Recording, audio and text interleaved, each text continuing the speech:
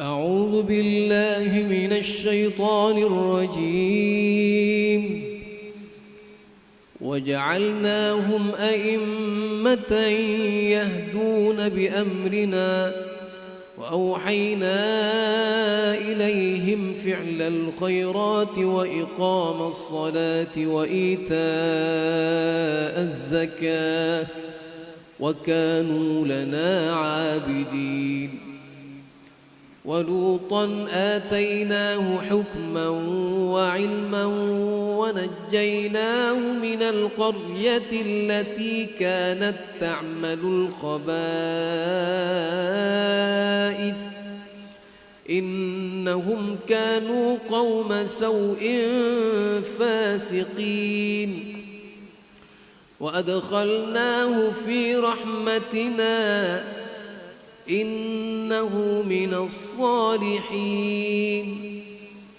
ونوحا إذ نادى من قبل فاستجبنا له فنجيناه وأهله من الكرب العظيم ونصرناه من القوم الذين كذبوا بآياتنا إنهم كانوا قوم سوء فأغرقناهم أجمعين وداود وسليمان إذ يحكمان في الحرث إذ نفشت فيه غنم القوم وكنا لحكمهم شاهدين ففهمناها سليمان وكلا آتينا حكما وعلما وسخرنا مع داود الجبال يسبحن والطير وكنا فاعلين وعلمناه صنعة لبوس لكم لتحصنكم من بأسكم فهل أنتم شاكرون ولسليمان الريح عاصفة تجري بأمره إلى الأرض التي باركنا فيها وكنا بكل شيء عالمين. Dan kami menjadikan mereka itu sebagai pemimpin-pemimpin yang memberi petunjuk dengan perintah kami. Dan kami wahyukan kepada mereka agar membuat kebajikan, kebaikan, mendirikan salat dan menaikkan zakat. Dan hanya kepada kami mereka menyembah. Dan kepada Lut kami berikan hikmah dan ilmu serta kami selamatkan dia daripada azab yang telah menimpa penduduk kota yang melakukan perbuatan keji. Sesungguhnya mereka orang-orang yang jahat lagi fasik. Dan kami masukkan dia ke dalam rahmat kami. Sesungguhnya dia termasuk golongan orang yang saleh. Dan ingatlah kisah Nabi Nuh alaihi salam sebelum itu. Ketika dia berdoa, kami perkenankan doanya. Lalu kami selamatkan dia bersama pengikutnya daripada bencana yang besar. Dan kami menolongnya daripada orang-orang yang telah mendustakan ayat-ayat kami. Sesungguhnya mereka adalah orang-orang yang jahat. Maka kami tenggelamkan mereka kesemuanya. Dan ingatlah kisah Nabi Daud AS dan Nabi Sulaiman AS. Ketika kedua-duanya memberikan keputusan mengenai ladang. Kerana ladang itu dirosakkan oleh kambing-kambing milik kaumnya. Dan kami menyaksikan keputusan yang diberikan oleh mereka itu. Maka kami berikan pengertian kepada Sulaiman tentang hukuman yang lebih tepat. Dan kepada kedua-duanya kami berikan hikmah dan ilmu. Dan kami tundukkan gunung ganang dan burung-burung. Semua bertasbih bersama Daud. Dan kamilah yang melakukannya. Dan kami ajarkan pula kepada Daud cara membuat baju besi untuk kamu. Agar digunakan untuk melindungi kamu dalam peperangan. Adakah kamu bersyukur kepada Allah? Dan kami tundukkan untuk Sulaiman angin yang sangat kencang tiupannya, yang berhembus dengan perintahnya ke negeri yang kami beri berkat padanya. Dan kami maha mengetahui segala sesuatu. Bismillah. Al-Anbiya ayat 82. A'udzu billahi minasy syaithanir rajim. ومن الشياطين من يغوصون له ويعملون عملا دون ذلك وكنا لهم حافظين وأيوب إذ نادى ربه أني مسني الضر وأنت أرحم الراحمين فاستجبنا له فكشفنا ما به من ضر وآتيناه أهله ومثلهم معهم رحمة من عندنا وذكرى للعابدين وإسماعيل وإدريس وذا الكفل كل من الصابرين وأدخلناهم في رحمتنا إنهم من الصالحين وذا النون إذ ذهب مغاضبا فظن أن لن نقدر عليه فنادى في الظلمات أن لا إله إلا أنت سبحانك إني كنت من الظالمين فاستجبنا له ونجيناه من الغم وكذلك ننجي المؤمنين وزكريا إذ نادى ربه رب لا تذرني فردا وأنت خير الوارثين فاستجبنا له ووهبنا له يحيى وأصلحنا له زوجه إنهم كانوا يسارعون في الخيرات ويدعوننا رغبا ورهبا وكانوا لنا خاشعين. Dan kami tundukkan pula kepada Sulaiman segolongan syaitan yang menyelam ke dalam laut untuknya, yakni mencari mutiara. Dan mereka melakukan pekerjaan lain membina bangunan. Dan kami yang memelihara mereka. Dan ingatlah kisah Nabi Ayub AS ketika dia berdoa kepada Tuhannya, Ya Tuhanku, sesungguhnya aku telah ditimpa penyakit, padahal Engkau Tuhan yang Maha Penyayang daripada semua yang penyayang. Maka kami kabulkan doanya, lalu kami lenyapkan penyakit yang ada padanya, dan kami kembalikan keluarganya kepadanya. Kami lipat gandakan jumlah mereka sebagai suatu rahmat daripada kami, dan untuk menjadi peringatan bagi semua yang menyembah kami. Dan ingatlah kisah Ismail, Idris dan Zulkifli. Mereka semua termasuk orang-orang yang sabar. Dan kami masukkan mereka ke dalam rahmat kami. Sesungguhnya mereka termasuk dalam kalangan orang-orang yang saleh. Dan ingatlah kisah Dhunnun, yakni Nabi Yunus. Ketika dia pergi dalam keadaan marah, lalu dia menyangka bahawa kami tidak akan menyulitkannya. Maka dia berdoa dalam keadaan yang sangat gelap. Tidak ada Tuhan selain Engkau, Maha Suci Engkau. Sesungguhnya aku termasuk golongan yang zalim. Maka kami kabulkan doanya dan kami selamatkan dia daripada kedukaan.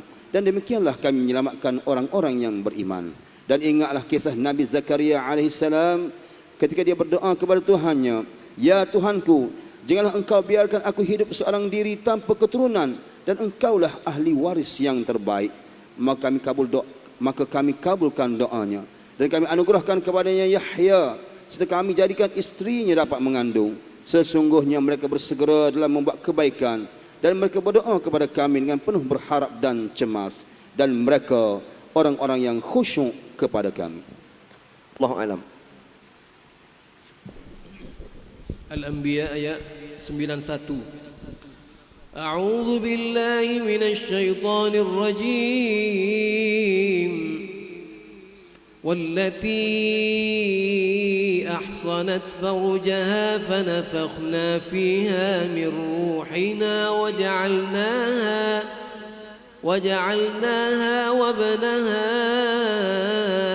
آية للعالمين إن هذه أمتكم أمة واحدة وأنا ربكم فاعبدون وتقطعوا أمرهم بينهم كل إلينا راجعون فمن يعمل من الصالحات وهو مؤمن فلا كفران لسعيه وإنا له كاتبون وحرام على قرية أهلكناها أنهم لا يرجعون حتى إذا فتحت يأجوج ومأجوج وهم من كل حدب ينسلون واقترب الوعد الحق فإذا هي شاخصة أبصار الذين كفروا يا ويلنا قد كنا في غفلة من هذا بل كنا ظالمين إنكم وما تعبدون من دون الله حصب جهنم أنتم لها واردون لو كان هؤلاء آلهة ما وردوها وكل فيها خالدون لهم فيها زفير وهم فيها لا يسمعون إن الذين سبقت لهم منا الحسنى أولئك عنها مبعدون. Dan ingatlah kisah Maryam yang memelihara kehormatannya. Lalu kami tiupkan roh daripada kami ke dalam tubuhnya. Kami jadikan dia dan anaknya sebagai tanda kebesaran Allah bagi seluruh alam. Sesungguhnya agama tauhid inilah agama kamu, agama yang satu, dan aku adalah Tuhanmu, maka sembahlah aku. Tapi mereka berpecah belah dalam urusan agama di antara mereka. Masing-masing golongan itu semua akan kembali kepada kami. Barang siapa melakukan kebaikan dan ia beriman, maka usahanya tidak akan diingkari, yakni disia-siakan. Dan sesungguhnya kamilah yang mencatat untuknya. Dan tidak mungkin bagi penduduk suatu negeri yang telah kami binasakan bahawa mereka tidak akan kembali kepada kami hingga apabila tembok Ya'juj dan Ma'juj dibukakan dan mereka turun dengan cepat daripada seluruh tempat yang tinggi. Apabila janji yang benar, yakni hari kebangkitan telah dekat, maka tiba-tiba mata orang-orang yang kafir semuanya terbeliak. Mereka berkata, alangkah celakanya kami benar-benar leka tentang ini. Bahkan kami benar-benar orang yang zalim. Sesungguhnya kamu orang kafir, dan apa yang kamu sembah selain Allah adalah bahan bakar neraka jahanam. Kamu pasti masuk ke dalamnya. Seandainya berhala-berhala itu Tuhan, tentu mereka tidak akan masukinya, yakni neraka, tapi semuanya akan kekal di dalamnya. Mereka merintih dan menjerit di dalamnya, yakni dalam neraka, dan mereka di dalamnya tidak dapat mendengar. Sesungguhnya sejak dahulu bagi orang-orang yang telah ada ketetapan yang baik daripada kami, mereka itu akan dijauhkan daripada neraka. Wallahu a'lam. Al-Anbiya ayat 102. A'udzu billahi minasy syaithanir rajim. La yasma'una hasisaha wa hum fima ishtahat anfusuhum khalidun. لا يحزنهم الفزع الأكبر وتتلقاهم الملائكة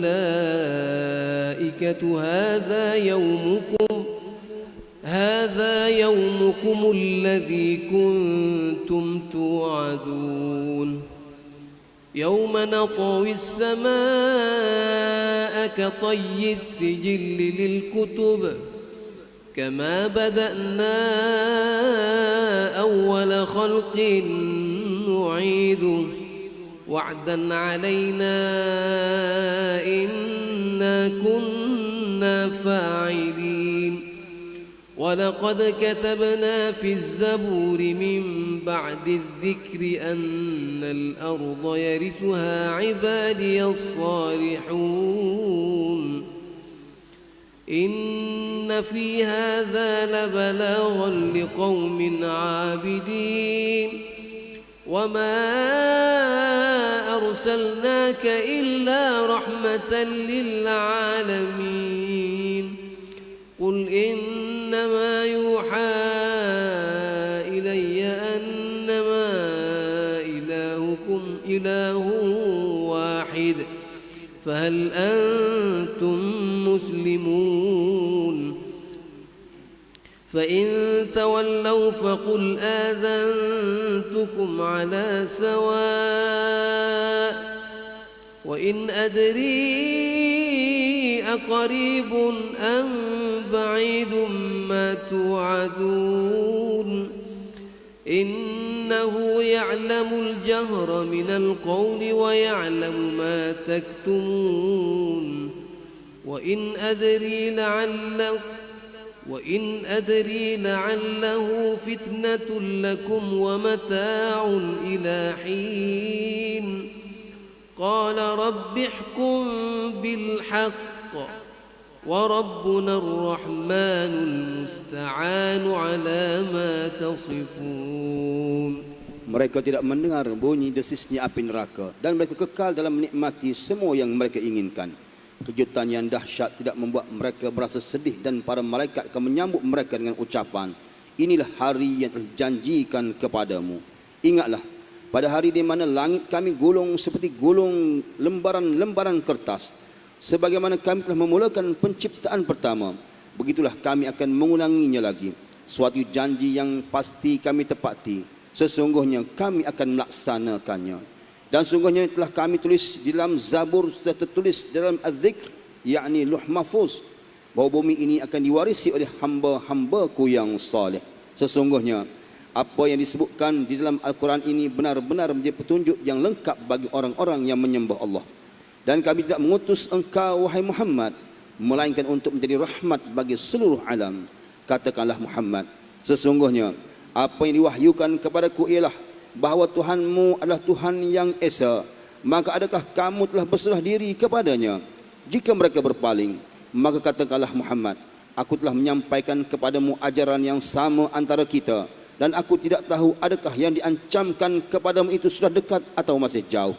Sesungguhnya Dialah Allah, mengetahui perkataan yang kamu ucapkan secara terang-terangan dan mengetahui juga apa yang kamu rahsiakan. Dan aku tidak tahu, boleh jadi hal itu ujian bagi kamu dan kesenangan sehingga waktu yang ditentukan. Dia Muhammad berkata, ya Tuhanku, berilah keputusan dengan adil, dan dialah Tuhan kami yang maha pemurah, tempat memohon segala pertolongan ke atas semua perkara. Bismillahirrahmanirrahim. Falyatafaddal. A'udzu billahi minasy syaithanir rajim. Bismillahirrahmanirrahim. Ya ayyuhan nasu ittaqu rabbakum. Inna zalzalatas saa'ati syai'un 'azim.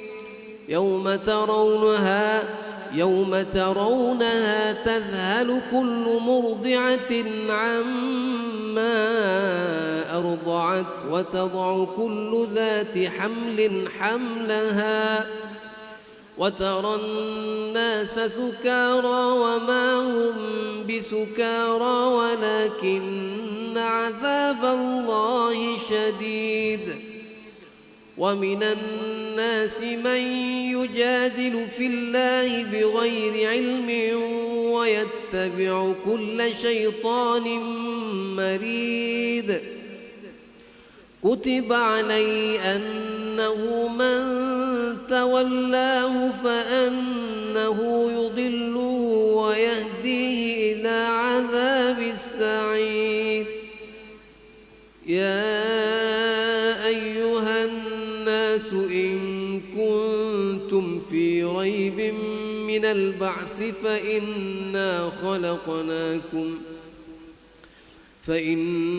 خلقناكم من تراب ثم من نطفة ثم من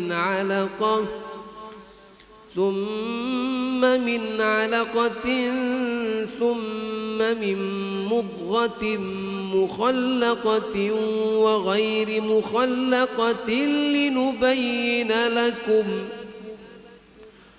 ونقر في الأرحام ما نشاء إلى أجل مسمى ثم نخرجكم طفلا ثم لتبلغوا أشدكم ومنكم من يتوفى ومنكم من يرد إلى أرذل العمر لكي لا يعلم من بعد علم شيئا وترى الأرض هامدة فإذا أنزلنا عليها الماء اهتزت وربت وأنبتت من كل زوج بهيج. Dengan nama Allah yang Maha Pemurah lagi Maha Penyayang. Wahai manusia, bertakwalah kepada Tuhanmu. Sesungguhnya goncangan hari kiamat itu sangatlah besar. Ingatlah pada hari ketika kamu melihatnya, yakni melihat goncangan itu. Semua perempuan yang menyusui anaknya akan lupa terhadap anak yang disusuinya. Dan setiap perempuan yang hamil akan keguguran kandungannya. Dan kamu melihat manusia dalam keadaan mabuk. Padahal sebenarnya mereka itu tidak mabuk. Tapi azab Allah itu sangatlah pedih. Dan di antara manusia ada yang membantah tentang Allah tanpa ilmu dan hanya mengikut para syaitan yang sangat jahat. Tentang syaitan. Ditetapkan bahawa siapa yang berkawan dengannya, dia akan menyesatkannya dan membawanya ke azab neraka. Wahai manusia, jika kamu ragu-ragu dengan hari kebangkitan, maka sesungguhnya kami telah menjadikan kamu daripada tanah, kemudian daripada setitis air mani, kemudian daripada segumpal darah, kemudian daripada segumpal daging yang sempurna kejadiannya dan yang tidak sempurna, agar kami jelaskan kepada kamu. Dan kami tetapkan dalam rahim menurut kehendak kami sehingga waktu yang telah ditentukan. Kemudian kami keluarkan kamu sebagai bayi. Kemudian dengan beransur-ansur kamu menginjak dewasa. Dan di antara kamu ada yang dimatikan. Dan ada pula di antara kamu yang dikembalikan sehingga usia yang sangat tua, sehingga dia tidak mengetahui lagi sesuatu yang telah diketahuinya. Dan kamu lihat bumi ini kering. Kemudian apabila kami turunkan air hujan di atasnya, hiduplah bumi itu dan menjadi subur dan menumbuhkan berbagai jenis pasangan tumbuh-tumbuhan yang indah. Alam. Al-Hajj ayat 6. A'udzu billahi minasy syaithanir rajim.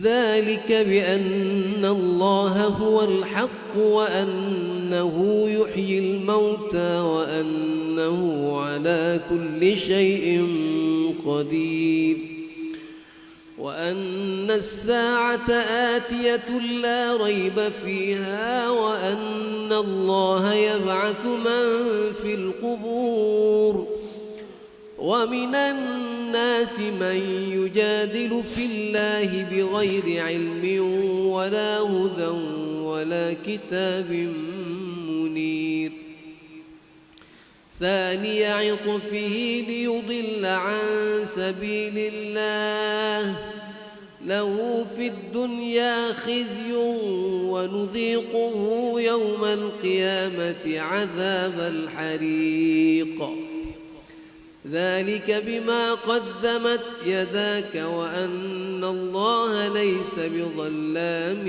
للعبيد ومن الناس من يعبد الله على حرف فإن أصابه خير اطمأن به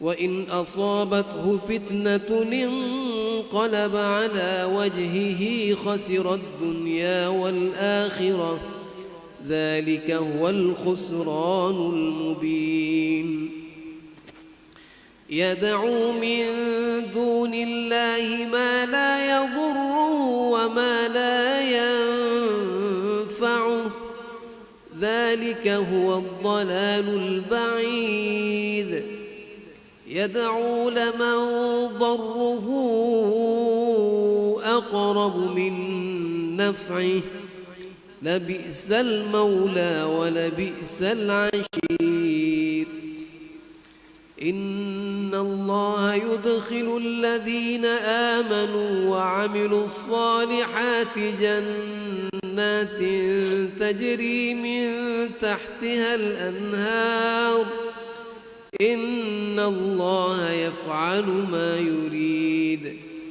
من كان يظن أن لن ينصره الله في الدنيا والآخرة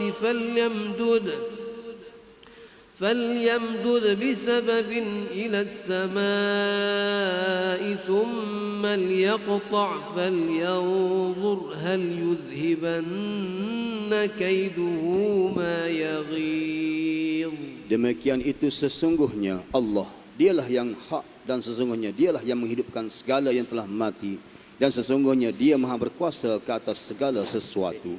Dan sesungguhnya hari kiamat itu pasti datang, tidak ada keraguan padanya, dan sesungguhnya Allah akan membangkitkan sesiapa yang ada di dalam kubur.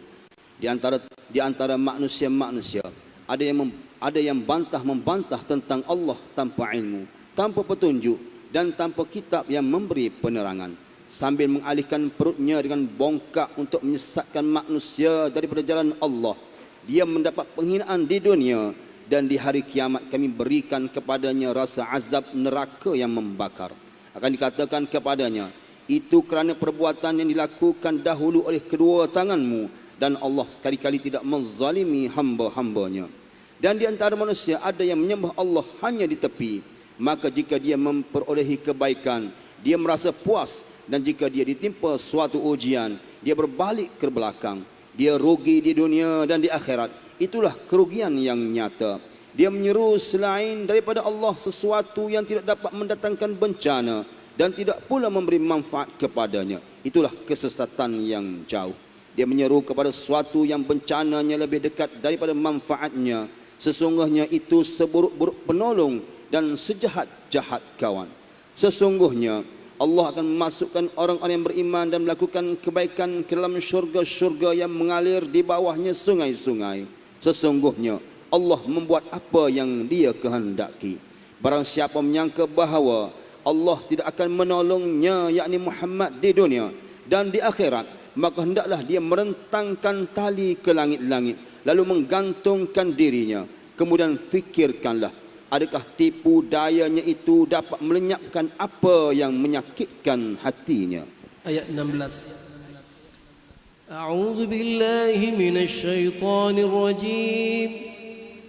وكذلك أنزلناه آيات بينات وأن الله يهدي من يريد إن الذين آمنوا والذين هادوا والصابئين والنصارى والمجوس والذين أشركوا إن الله يفصل بينهم يوم القيامة إن الله على كل شيء شهيد ألم تر أن الله يسجد له من في السماوات ومن في الأرض والشمس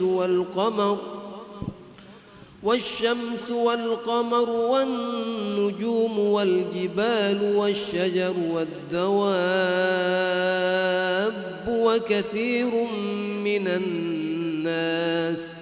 وكثير حق عليه العذاب ومن يهن الله فما له من مكرم إن الله يفعل ما يشاء. Sujud.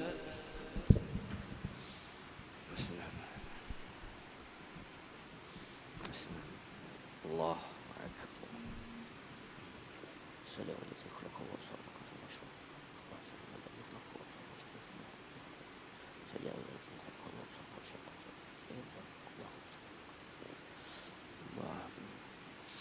warahmatullahi wabarakatuh. Sambung maju.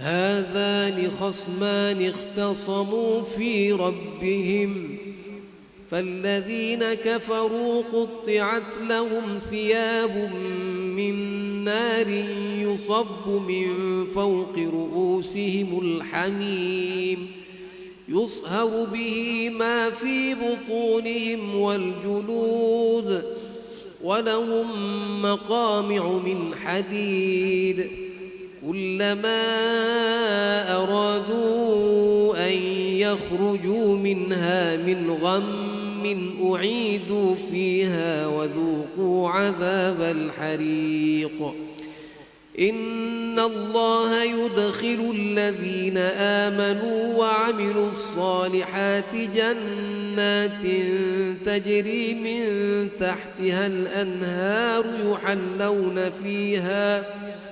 يحلون فيها من أساور من ذهب ولؤلؤا ولباسهم فيها حرير.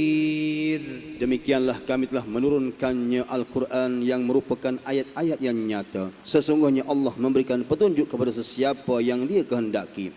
Sesungguhnya orang-orang beriman, orang Nasr, orang Yahudi, orang Sabi'in, orang Nasrani, orang Majusi dan orang musyrik, Allah pasti memberi keputusan di antara mereka pada hari kiamat.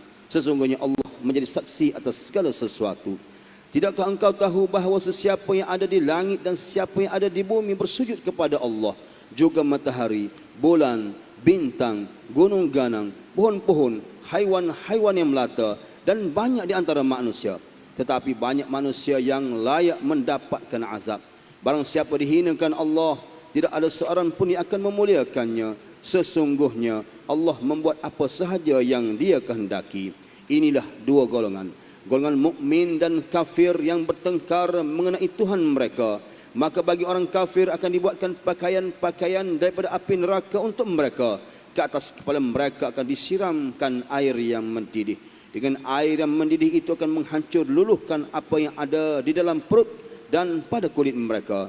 Dan azab untuk mereka disebat dengan cemeti daripada besi. Tiap kali mereka hendak keluar daripadanya, yakni daripada neraka, kerana terseksa, mereka dikembalikan lagi ke dalamnya. Kepada mereka dikatakan, rasakanlah azab yang membakar ini. Sesungguhnya Allah akan memasukkan orang-orang yang beriman dan melakukan kebaikan ke dalam syurga-syurga yang mengalir di bawahnya sungai-sungai. Di sana mereka akan diberi perhiasan gelang-gelang emas dan mutiara dan pakaian mereka daripada sutera. Al-Hajj ayat 24. أعوذ بالله من الشيطان الرجيم وهدوا إلى الطيب من القول وهدوا إلى صراط الحميد إن الذين كفروا ويصدون عن سبيل الله والمسجد الحرام الذي جعلناه للناس سواء العاكف فيه والباد ومن يرد فيه بإلحاد بظلم نذقه من عذاب أليم وإذ بوأنا لإبراهيم مكان البيت ألا تشرك بي شيئا وطهر بيتي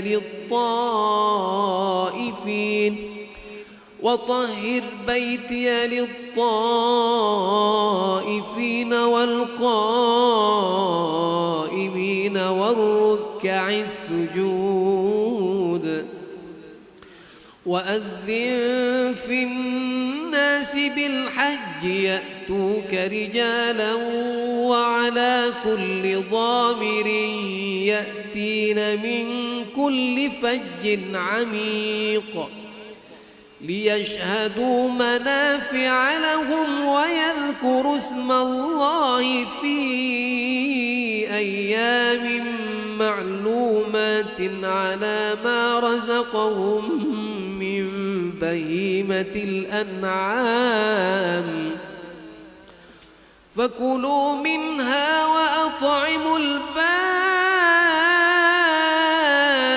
الفقير ثم ليقضوا تفثهم وليوفوا نذورهم وليطوفوا بالبيت العتيق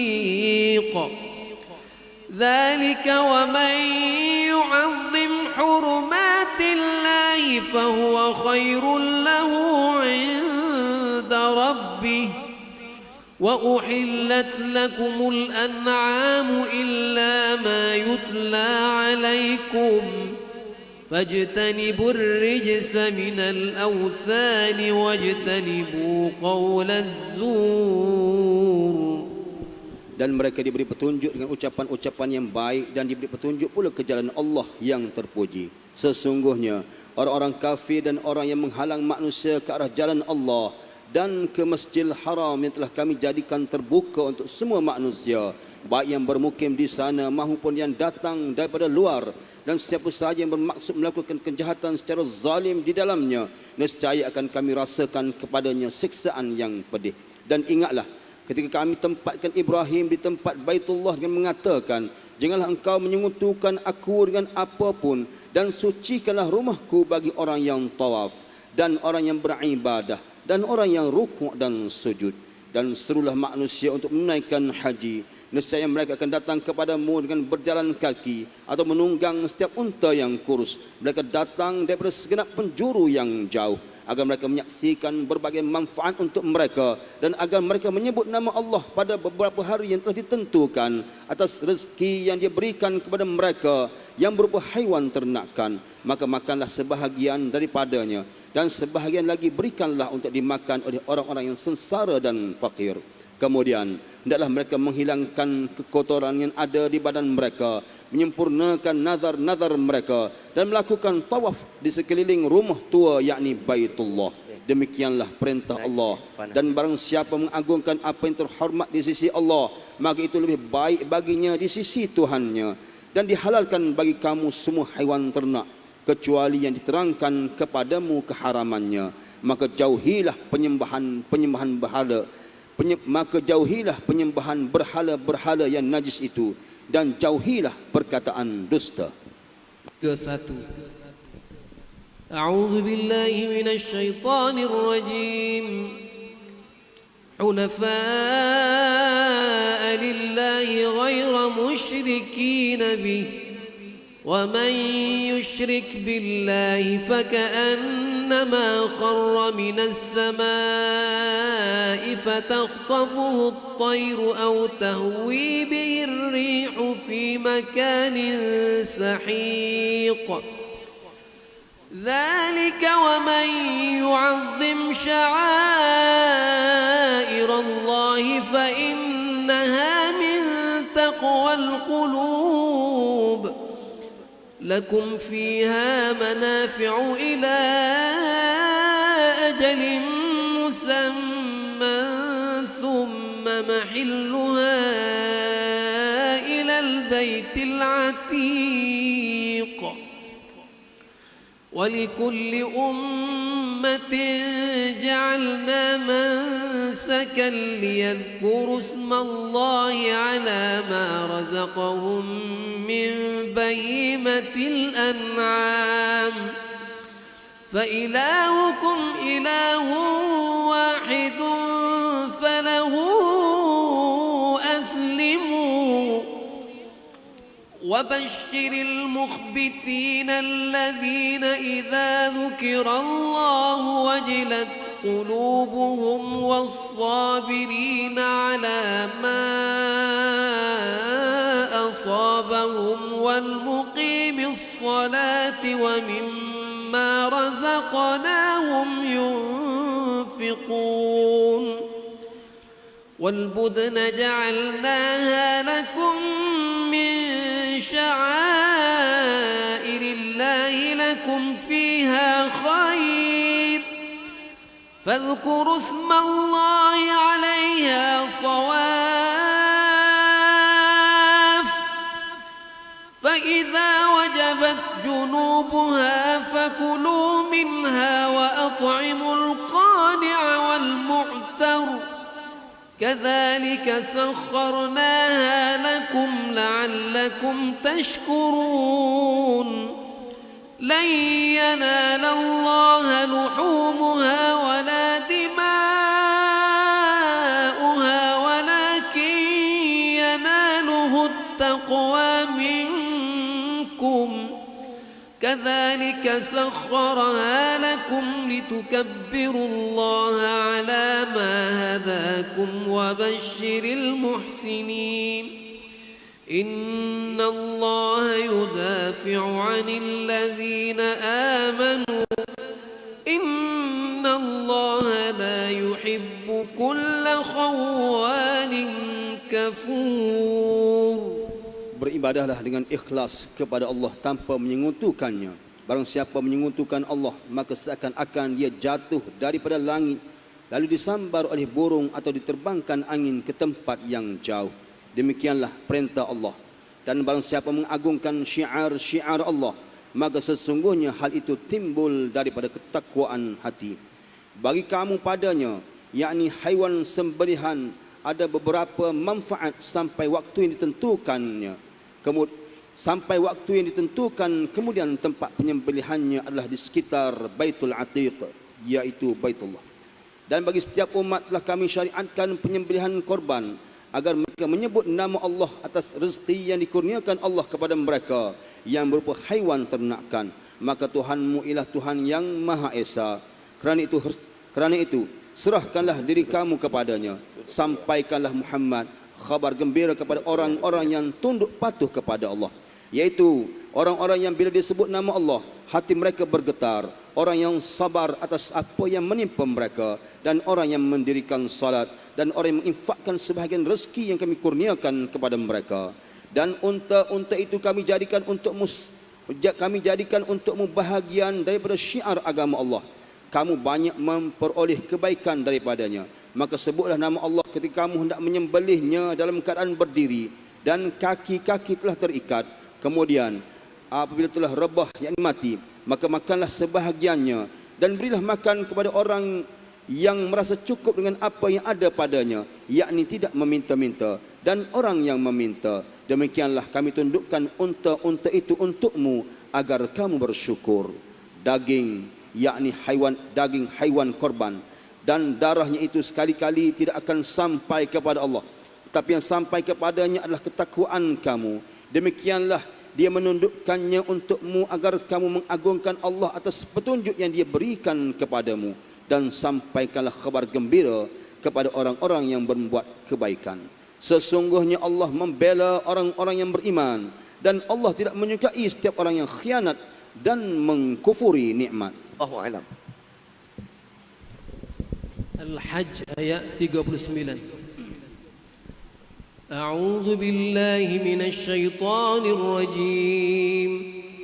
Udhina lilladzina yuqataluna bi annahum zulimu wa innallaha ala nasrihim laqadir. الذين أخرجوا من ديارهم بغير حق إلا أن يقولوا ربنا الله ولولا دفع الله الناس بعضهم ببعض لهدمت صوامع وبيع وصلوات ومساجد يذكر فيها اسم الله كثيرا ولينصرن الله من ينصره إن الله لقوي عزيز. الذين إن مكناهم في الأرض أقاموا الصلاة وآتوا الزكاة وأمروا بالمعروف ونهوا عن المنكر ولله عاقبة الأمور. وإن يكذبوك فقد كذبت قبلهم قوم نوح وعاد وثمود وقوم إبراهيم وقوم لوط وأصحاب مدين وكذب موسى فأمليت للكافرين ثم أخذتهم فكيف كان نكير فكأي من قرية أهلكناها وهي ظالمة فهي خاوية على عروشها وبئر معطلة وقصر مشيد أفلم يسيروا في الأرض فتكون لهم قلوب يعقلون بها أو آذان يسمعون بها فإنها لا تعمى الأبصار ولكن تعمى القلوب التي في الصدور. Diizinkan berperang bagi orang-orang yang diperangi kerana sesungguhnya mereka dizalimi dan sesungguhnya Allah Maha berkuasa menolong mereka, yaitu orang-orang yang diusir daripada kampung halamannya tanpa alasan yang benar hanya kerana mereka berkata, Tuhan kami ialah Allah. Seandainya Allah tidak menolak keganasan sebahagian manusia dengan sebahagian yang lain, tentu telah dirobohkan biara-biara Nasrani, gereja-gereja, rumah-rumah ibadah orang Yahudi dan masjid-masjid yang di dalamnya banyak disebut nama Allah. Allah pasti akan menolong orang yang menolong agamanya. Sesungguhnya Allah Maha Kuat lagi Maha Perkasa. Yaitu orang-orang yang jika kami beri kedudukan di bumi, mereka mendirikan salat, menunaikan zakat dan menyuruh membuat yang ma'ruf dan mencegah daripada yang mungkar, dan kepada Allah lah kembali segala urusan. Dan jika mereka, yakni orang-orang musyrik, mendustakan engkau Muhammad, begitu pula lah kaum-kaum yang sebelum mereka, kaum Nuh, Ad dan Thamud juga telah mendustakan rasul-rasulnya. Demikian juga kaum Ibrahim dan kaum Lut dan penduduk Madian. Dan Musa juga telah didustakan. Namun aku beri jangka waktu kepada orang-orang kafir, kemudian aku seksa mereka. Betapa hebatnya seksaanku. Maka betapa banyak negeri yang telah kami binasakan kerana penduduknya yang dalam keadaan zalim, sehingga runtuh bangunan-bangunan. Dan betapa banyak pula telaga yang telah ditinggalkan dan istana yang megah menjadi hancur. Tidak pernahkah mereka berjalan di bumi sehingga hati akal mereka dapat memahami, telinga mereka dapat mendengar? Sebenarnya bukan mata itu yang buta, tapi yang buta ialah hati yang di dalam dada.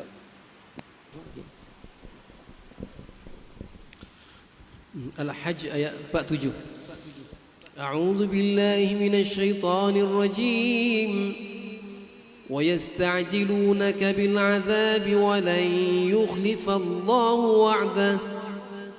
وإن يوما عند ربك كألف سنة مما تعدون وكأي من قرية أمليت لها وهي ظالمة ثم أخذتها وإلي المصير قل يا أيها الناس إنما أنا لكم نذير مبين فالذين آمنوا وعملوا الصالحات لهم مغفرة ورزق كريم والذين سعوا في آياتنا معاجزين أولئك أصحاب الجحيم وما أرسلنا من قبلك من رسول ولا نبي إلا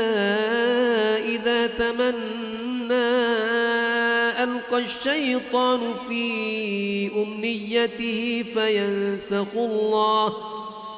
فينسخ الله ما يلقي الشيطان ثم يحكم الله آياته والله عليم حكيم ليجعل ما يلقي الشيطان فتنة للذين في قلوبهم مرض والقاسية قلوبهم وإن الظالمين لفي شقاق بعيد وليعلم الذين أوتوا العلم أنه الحق من ربك فيؤمنوا به فتخبت له قلوبهم وإن الله لهادي الذين آمنوا إلى صراط مستقيم ولا يزال الذين كفروا في مرية منه حتى تأتيهم الساعة بغتة أو يأتيهم عذاب يوم عقيم. Dan mereka meminta kepadamu Muhammad agar azab itu disegerakan, padahal Allah tidak akan menyalahi janjinya. Dan sesungguhnya sehari di sisi Tuhanmu adalah seperti 1000 tahun menurut penghitunganmu. Dan berapa banyak negeri yang aku tangguhkan penghancuran kerana penduduknya membuat zalim. Kemudian aku azab mereka dan hanya kepadakulah tempat kembali segala sesuatu. Katakanlah wahai Muhammad, sesungguhnya, wahai manusia, sesungguhnya aku diutus kepadamu sebagai pemberi peringatan yang nyata. Maka orang-orang yang beriman dan mengerjakan kebajikan mereka memperoleh ampunan dan rezeki yang mulia. Tetapi orang-orang yang berusaha menentang ayat-ayat kami dengan maksud melemahkan kemahuan untuk beriman, mereka itu adalah penghuni-penghuni neraka jahim. Dan kami tidak mengutus seorang rasul dan tidak pula seorang nabi sebelum engkau wahai Muhammad, melainkan apabila dia mempunyai suatu keinginan, syaitan pun memasukkan godaan-godaan ke dalam keinginan itu. Tetapi Allah menghilangkan apa yang dimasukkan syaitan itu, dan Allah akan menguatkan ayat-ayatnya, dan Allah Maha mengetahui dan Maha bijaksana. Dia Allah ingin menjadikan godaan yang ditimbulkan syaitan itu sebagai cubaan bagi orang-orang yang ada dalam hatinya penyakit dan orang yang berhati keras, dan orang-orang yang zalim itu benar-benar dalam permusuhan yang jauh. Dan agar orang-orang yang telah diberikan ilmu meyakini bahawa Al-Quran itu benar-benar dari Tuhanmu, lalu mereka beriman dan hati mereka tunduk kepadanya. Dan sungguh Allah memberi petunjuk bagi orang-orang yang beriman kepada jalan yang lurus. Dan orang-orang kafir itu sentiasa ragu mengenai hal itu, yakni Al-Quran, sehingga saat kematiannya datang kepada mereka secara tiba-tiba, atau azab hari kiamat yang datang kepada mereka,